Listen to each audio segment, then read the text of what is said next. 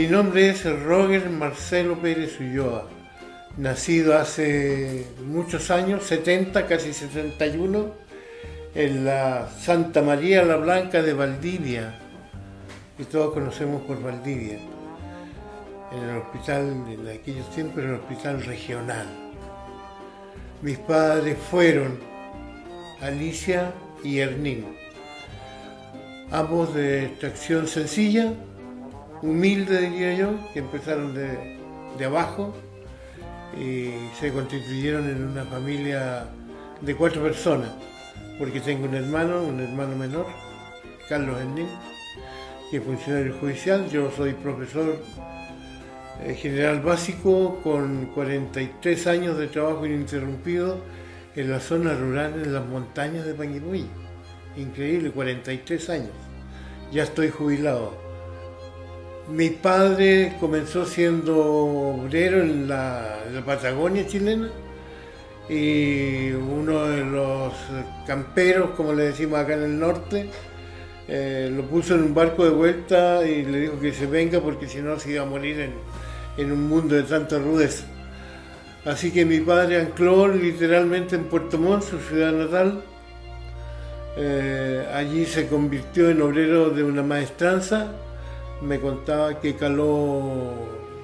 trabajaba en la cala de los barcos, donde eran remachadores de precisión, cuando en aquellos tiempos se fundía al rojo vivo, al rojo blanco, los metales, para reafirmar los cascos de los barcos. Mi santa madre, mamita Alicia, me enseñó a leer, a escribir y las 4 operaciones a los 5 años. Cuando me contaba que cuando me llevó a la escuela número 4, mi primera escuela formal, el director le dijo que no había necesidad de que yo cursara el primario.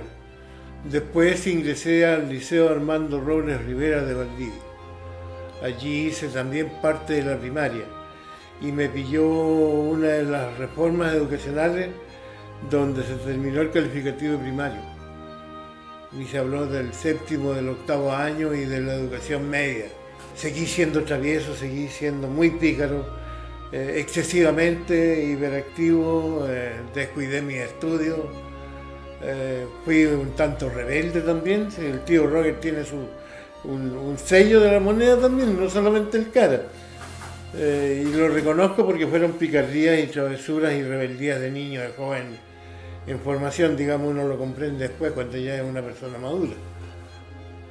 Y nos pilló el terremoto, se vino todo abajo. Eso concordó con que mi padre, buscando mejor futuro para su familia, ingresó a la Corte de Apelaciones a trabajar, era el oficial de sala, y estando trabajando en la Corte de Apelaciones, tuvo conocimiento de que se iba a crear el primer juzgado de Panguipulli, el juzgado de letras de menor cuantía, y postuló y quedó. Eso significó que nos viniéramos de Valdivia a Panguipulli, mi padre en el año 62, 63 por ahí, si mal no recuerdo el 64, mayo del 64. En aquellos años entrar por Blanco era lo mismo que hoy, pero con un camino desastroso que recién tenía en cemento media calzada de la ruta hacia Panguipulli entre Lanco y Purulón.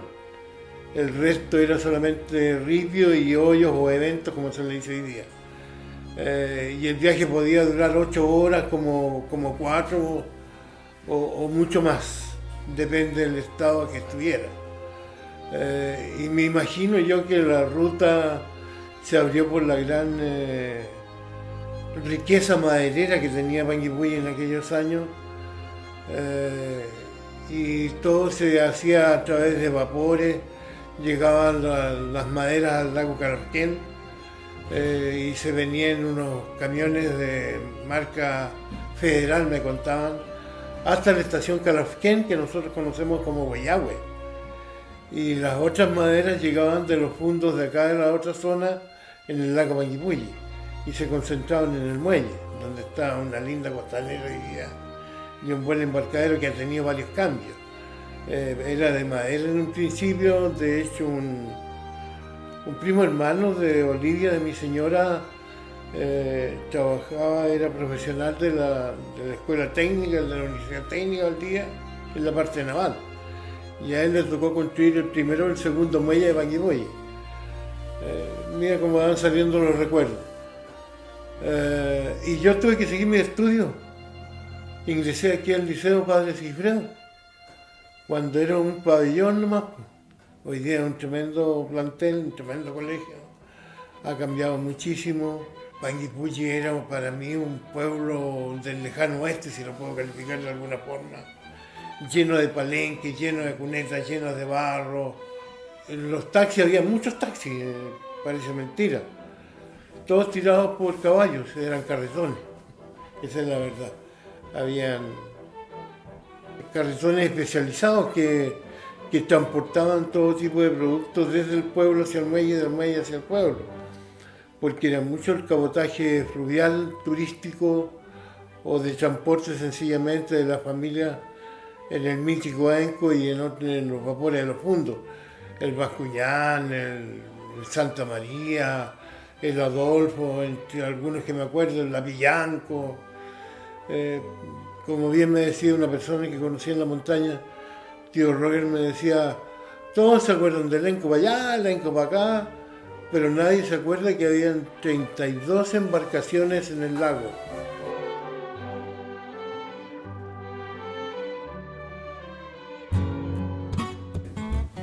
Estudié un año que en ese tiempo era la escuela número 59, hoy día la escuela María Alvarado Garay, ya convertido en un caballero de la educación este jovencito. Donde allí empecé a conocer a mi señora, que fue muchos años después de mi señora, y que hoy día todavía está conmigo espiritualmente, digamos, convertida en maestra y formamos una familia linda, orgulloso yo, y que esperamos contribuirle a Panguipulli y darle las gracias por lo que nos dio. Me fui de vuelta al Liceo Armando Robles Rivera de Valdivia, terminé ya entre los primeros lugares, estudié solo en una pensión.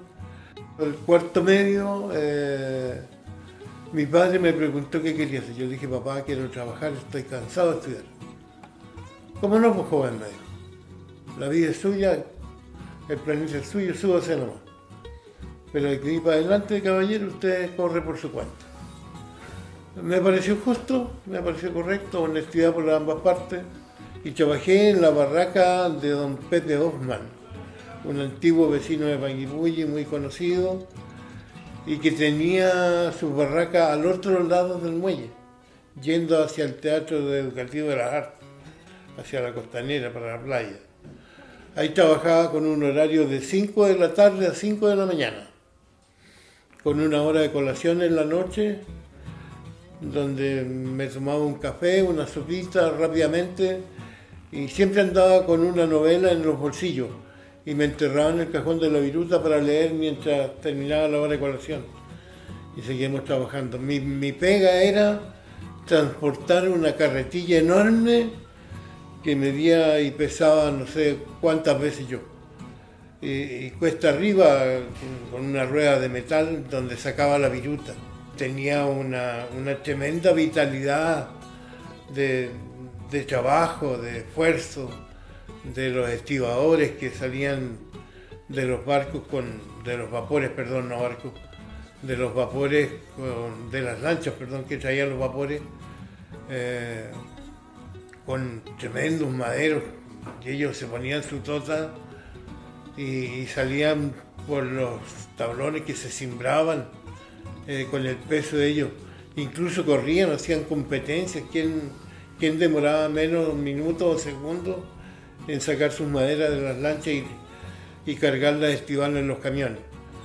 Los mismos que iban hasta Huellahue o a la estación. Yo ahí me pierdo esa parte de la historia de Panguipulli porque no recuerdo cuándo se instaló la línea férrea. Lo único que sí es que usé de ella como mucho en el famoso mítico Buscarril, que tenía una vista privilegiada, llegaba a Panguipulli, una bienvenida espectacular cuando había luna llena, porque se llegaba a la vuelta de la guitarra que se llamaba, que empezaba por allá, por cerca de Chauquén, y empezaba a girar de regreso a Panguipulli. Entonces hay que imaginarse una noche de luna llena, reflejando las siluetas del volcán Villarrica, la luna llena pasando por entre las montañas, reflejándose en el lago, espectacular, y que refleja muy bien una canción que se llama Paraíso Terrenal de Ramón Martínez. Salí a buscar pega, recuerdo haber estado siendo obrero en Santiago, posteriormente en Argentina un año, y volví a Panguipulli porque en Argentina estaba tan mala la cosa como acá. Y vivir 2 veces la misma historia, preferí vivirla en mi tierra.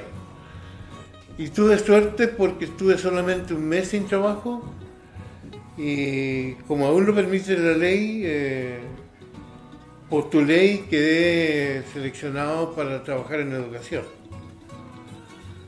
Y ahí comienza una etapa importante de mi vida, porque tiene razones profesionales, tiene razones históricas y emocionales. Porque ahí, después de muchas cosas que pasaron en esos tiempos que cuento, ya conocí más de cerca y con otros intereses a Olivia Irene Miranda Silva, mi querida señora.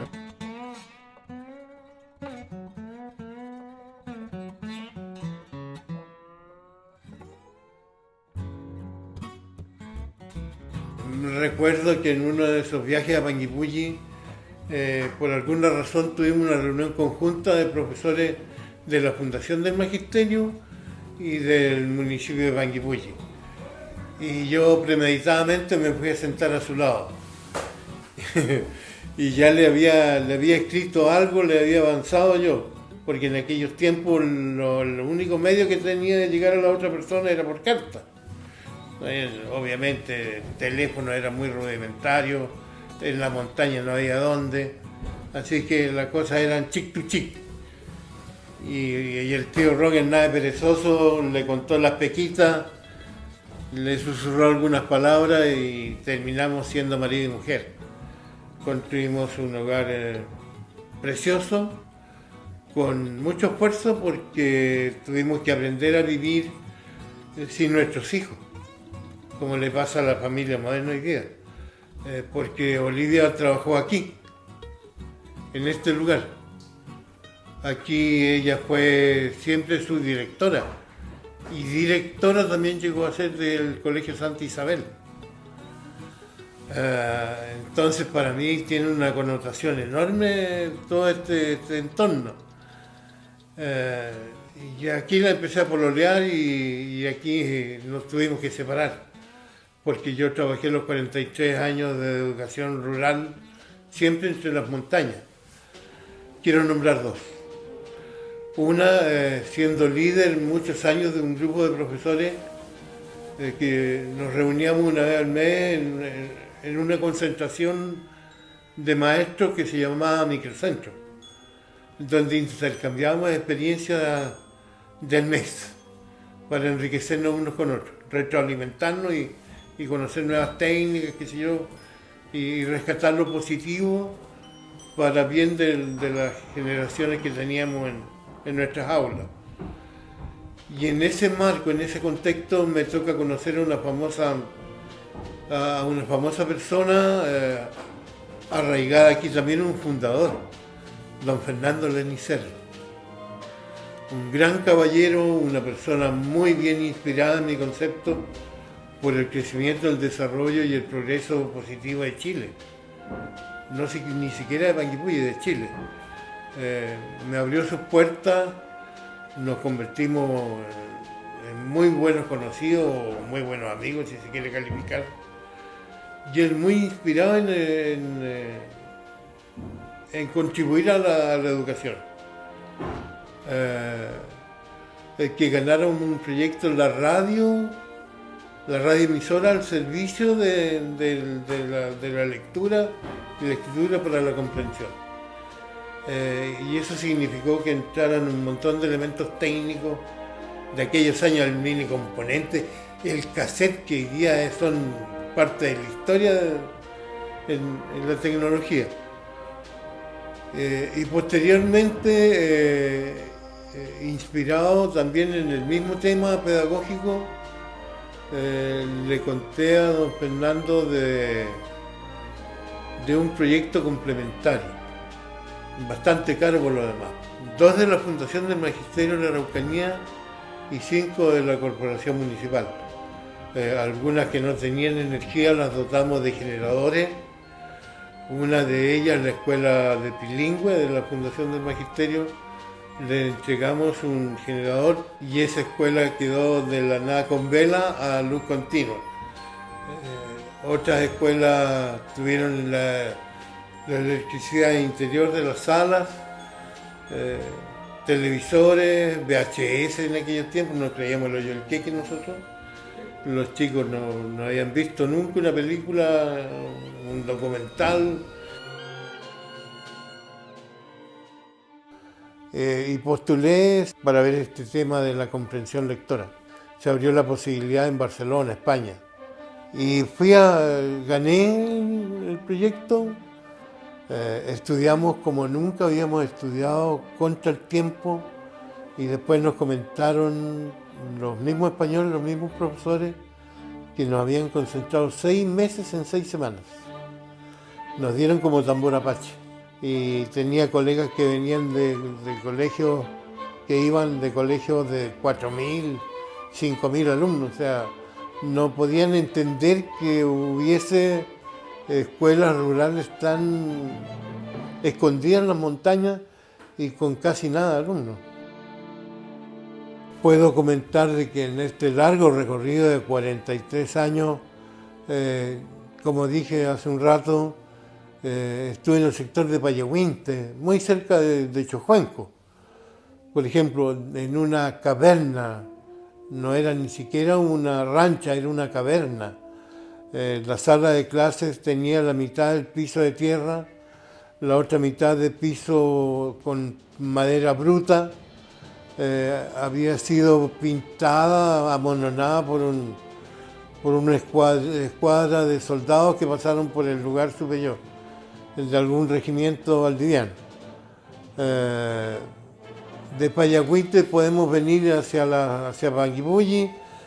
Trabajé en Cayumapu Bajo, trabajé en Bocatoma, y mira el recorrido. De Bocatoma nos saltamos a Milleuco, por allá por el norte, Coihueco, donde terminé trabajando, Culchuncahue, donde estuve la mayor cantidad de años, estuve 23 años en Culchuncahue, una escuela que le tengo mucho cariño todavía y estoy feliz de verla funcionar, porque hay muchas que se cerraron con ojos bien abiertos, cómo desaparecieron las escuelas, y no solamente las escuelas, las comunidades de los sectores que habían explotado la madera hasta su fin. He sido testigo de cómo se ha trabajado todos estos años con las comunidades que rodean Panguipulli, la comuna, con muchas comunidades indígenas, porque tenemos una gran cantidad de pueblos mapuche huilliche en la zona. Con ellos, como profesor y como persona, dejé muchas relaciones. Tengo buenos amigos, conocidos, compadres, comadres, ahijados, ahijadas, y que nos alegramos y nos saludamos con respeto y cariño cuando nos encontramos por las calles de Panguipulli o yo los voy a visitar, porque nunca he perdido el vínculo. Yo fui un hombre que buscó acercarme a los micrófonos. En Valdivia, en la Radio Sur de Valdivia, por ejemplo, la Radio Baquedano, la Camilo Enrique, las matronas de aquellos años, y que hoy día algunas persisten, otras se perdieron. Y comencé a trabajar en radio por instancias de un colega amigo, Miguel Valenzuela, que me invitó a hacer un programa de deportes, a convertirme en comentarista deportivo. De piojo de campo a comentarista deportivo en un medio de comunicación me parecía increíble, pero sabía bastante, había leído mucha literatura deportiva, el estadio sobre todo, de aquellos años, y cercanía por el fútbol local también, zonal. En realidad se aprende rápido. En la radio Panguipulli, en la decana de Panguipulli, en la radio 134, en amplitud modulada, AM, la primera, donde todavía está el patrón, como le digo yo, Luis Gangas Arias, Luchín para todos, y su compañero el Dino, que hacen una dupla excepcional, digamos, en los medios de comunicación, en la radio y en los diarios digitales hoy día, de los cuales he trabajado mucho, he colaborado mucho con el diario, porque me gusta escribir y me gustan los medios de comunicación. Creo que en el intercambio de ideas, de conocimiento, de experiencias, buenas o malas, son el devenir de la historia de los pueblos. Y nosotros hemos servido mucho a ese fin.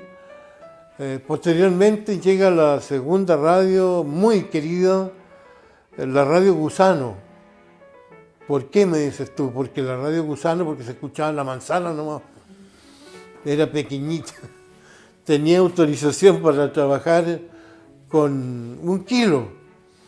Una vez me tocó experimentar que llegó don Miguel Espinosa, don Lito Espinosa, fue un hombre que había sido corresponsal del Correo de Valdivia, ni siquiera el director, del Correo de Valdivia.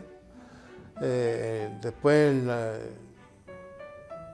el diario, se relacionaba muy rápidamente con la sociedad, era muy carismático y un gran profesor, nos enseñó muchas cosas, pequeños secretos de cómo manejarse detrás de un micrófono y del poder que tiene un micrófono y de los valores que había que preservar para saber utilizarlo con equilibrio, porque si no se convertía en un arma muy poderosa. Como decía, en Radio Panguipulli hice solamente deportes, después nos trasladamos a la Radio Paraíso, hicimos deportes con Miguel, pero también hice prensa general, aprender la parte periodística del tema, y comenzó a aparecer el folclore en mi vida, y apareció con el nombre de Estampas de Chile. Y el objetivo era uno simple y sencillo, porque yo de folclore sabía tanto como de astronomía. Tener el folclore, la tradición musical de Chile en primer término, que no se pierda. Y fue pasando el tiempo y aparece una radio FM un poco más poderosa, la Radio Lago del Sur en los años 90. Y matices más, matices menos, llegamos a la Radio Lago del Sur. Con el programa deportivo, yo con el folclore y la prensa, he entrevistado a embajadores, presidentes, ministros, senadores, generales, gente humilde, gente sencilla, gente de todos los colores, hábitos sociales, políticos y religiosos. He estado por todos lados, ha sido un gran privilegio para mí, y espero haber contribuido hasta ahora con mi comunidad, a la que quiero mucho. Terminé siendo corresponsal de la Radio Bio Bio, una radio poderosa, muy reconocida, mucho tiempo. Y últimamente, como dice un amigo folclorista, me convertí en corresponsal de la revista de los Jaivas, la revista cultural virtual de la revista de los Jaivas, donde he publicado muchas cosas de la cultura local. Hace 20 años que soy voluntario de la parte social. Tuvimos un comedor solidario en esta misma estructura, mientras con Darío Montesino y su señora nos invitaron a Pedro Barrales, a Christopher Hidalgo, a Claudia Miguel, Tomás Recabarren, su esposo, y quien habla, para que conformáramos un comedor solidario y nosotros fuéramos su comité de gestión para poderlo financiar. Y de hecho eso nos termina relacionando directamente con la Corporación Amigos del Arte, con el cual trabajamos mano a mano y convertimos todo esto en un gran comedor solidario que tenemos una estructura preciosa que tenemos ubicado en Freire 440. Me picó el bichito de escribir, de dejar un recuerdo, un historial de lo que ha significado la historia que te contaba. Así que escribí un libro que se llama Educando en Tierra de Leones, un recuerdo, un recuento de esta historia de vida para poner de manifiesto las dificultades, el progreso educativo, los problemas, los chascarros, alguna mentirilla, alguna exageración, para que sea de agrado del lector. Y de tal modo que hoy día tengo un gran compromiso enorme, porque cuando murió mi querido amigo y colega Armando Guerra Sternmayer Arceguerra, me he comprometido en realidad en forma personal, con el apoyo de mis colegas de los otros medios, para escribir la historia de la radio y los medios de comunicación de Panguipulli, cosa que en este momento está en barbecho.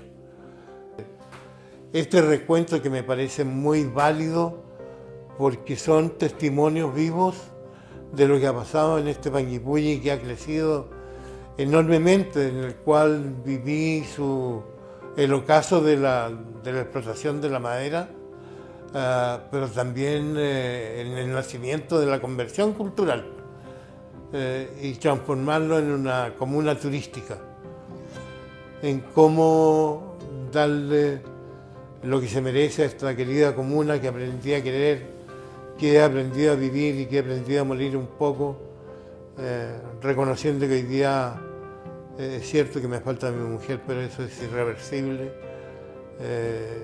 Y debo vivir con mis hijos lo que me queda de vida. Voy a cumplir próximamente 71 años, que no es menor. Y así que los agradecimientos son para muchos sectores, para educación, para la Corporación Municipal de Panguipulli, a los medios de comunicación por lo que respecta a la radio, a la Corporación de Amigos de Panguipulli, con la cual he vivido mucho tiempo de la mano. Tengo que agradecerle montones, porque esta casa ha sido la mía, gracias al folclore, gracias a la literatura, gracias a las ideas locas que de repente se me ocurren y que pongo de manifiesto con la generosidad de muchos amigos conocidos, por colocarle algunos nombres: Pedro Martínez Avendaño, un tremendo hombre que Panguipulli le debe mucho. Ese hombre hay que hacerle un tremendo reconocimiento, no puede ser menos. Y como a él hay muchos, por supuesto, esos son algunos nombres, algunas instituciones. Quiero agradecerle a Dios, a la vida y a mis hijos. Mi familia, cuando uno se dedica a este tema de los medios de comunicación y a vivir públicamente su vida, tiene que tener una familia que viva el tema con uno. Es imposible dividirse. Todos vamos de la mano. Estamos todos creciendo de la mano con un Panguipulli que queremos, que respetamos, que admiramos y que tenemos la obligación de hacerlo crecer bien, para bien.